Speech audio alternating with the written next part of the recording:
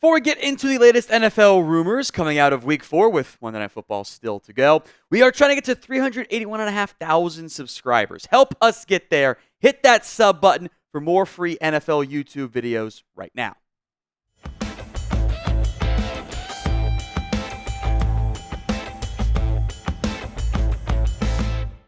We're going to start with the Amari Cooper trade rumors, which have once again picked up steam. This was also the third time this potentially could go down. Raiders to Cowboys, Cowboys to Browns, etc. Adam Schefter is the one kind of driving these rumors. He says the Chiefs could trade for Amari Cooper with Rashee Rice hurt. Now, Cooper's numbers are a bit deflated this year. Two big reasons coming out of that last game, by the way. He dropped a pass, led to an interception. It's not Deshaun's fault. Hit him right in the chest. Also had a massive touchdown that might have won the game, called back due to holding on a scramble drill play. But Amari Cooper is still one of the better wide receivers in football. He's not the same, fringe top 10 guy he maybe was at his best. He is getting up there in age. He is a rental, but a cheap rental. Browns already structured his contract. If a team traded for him, like KC, they would owe less than $1 million for the remainder of the season. It is affordable for every single NFL franchise out there.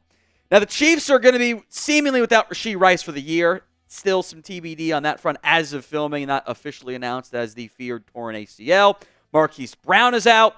And all of a sudden, the receiver room that we were worried about going into the offseason is right where it kind of is. They have Xavier Worthy, but it's Justin Watson, Juju Smith-Schuster, Sky Moore, Mecole Hardman. It's not a great group. I will say, specifically for Kansas City, and why this might be being overblown a little bit, is a lot of the Rashee Rice stuff was Travis Kelce stuff. They had taken routes and targets away from Travis Kelce and had gone to Rashee Rice instead, and they obviously still have Travis Kelce out there.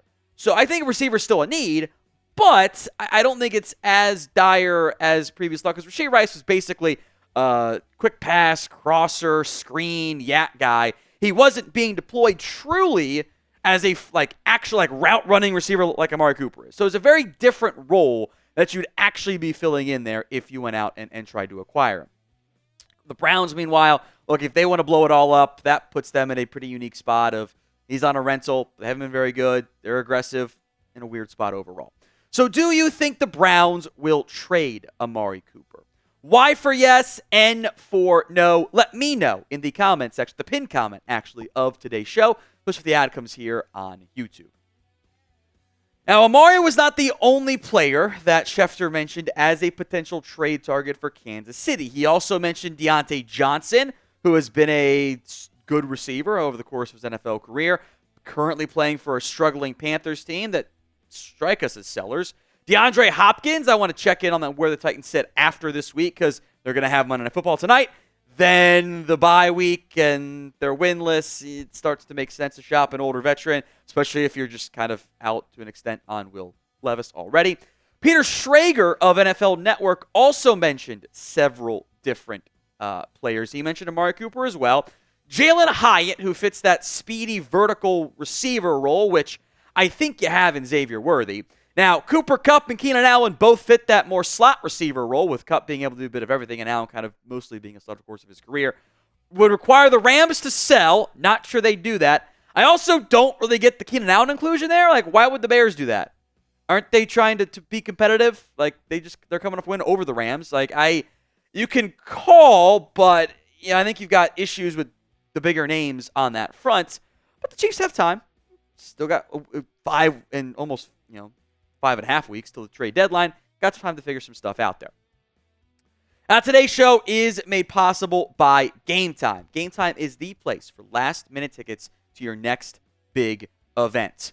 Gametime has a new feature. It's called Gametime Picks. It filters out the fluff to only show you incredible deals on great seats, so you don't have to worry about trying to find the best deal, sorting through thousands of tickets. They do it for you. That's Gametime Picks. It's an awesome feature. It's just curation designed to make your life even easier.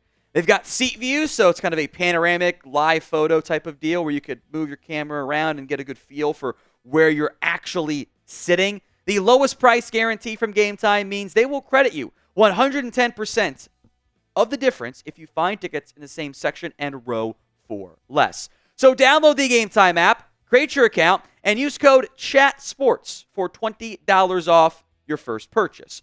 Terms apply. But again, create your account, redeem code CHATSPORTS, CHATSPORTS for $20 off. Download Gametime today because what time is it? It's game time.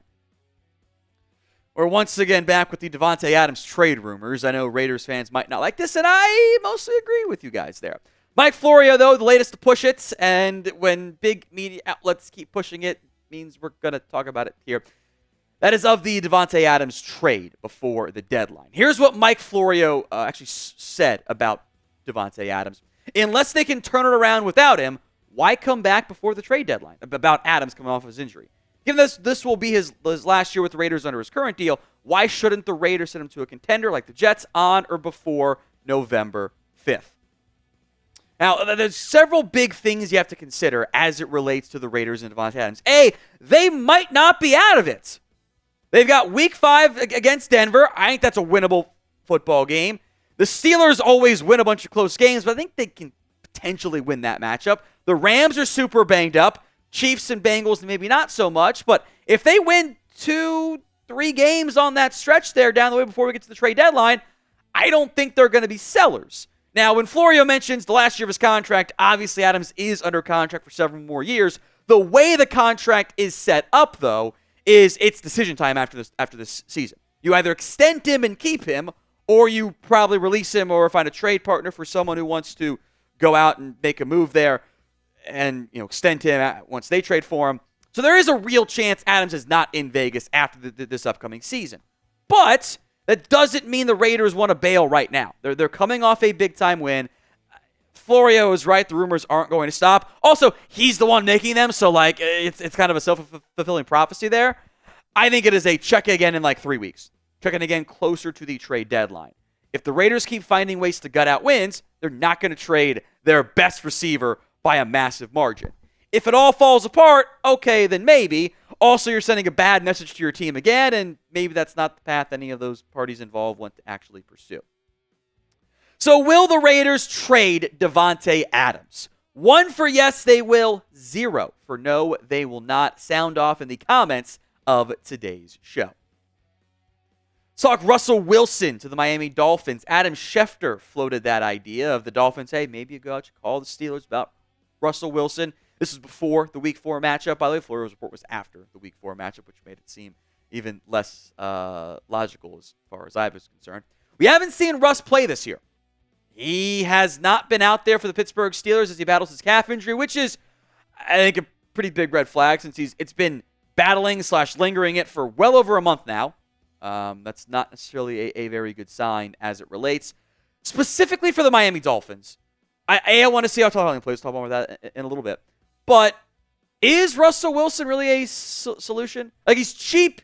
He's affordable. It's not an issue from a contract perspective. It's a short-term answer. And there's also the real risk that, maybe you get maximized in the Mike McDaniel offense. Russ isn't exactly the most on-time player. He kind of likes to benefit from some of the chaotic nature. As has declined, the chaotic nature has been less impactful. It's also not what Mike McDaniel wants on offense. Now, Schefter mentioned other trade targets as well from Miami at quarterback. Russell Wilson, Zach Wilson, which, okay. Dorian Thompson-Robinson of the Browns, since they've got Jameis Winston too.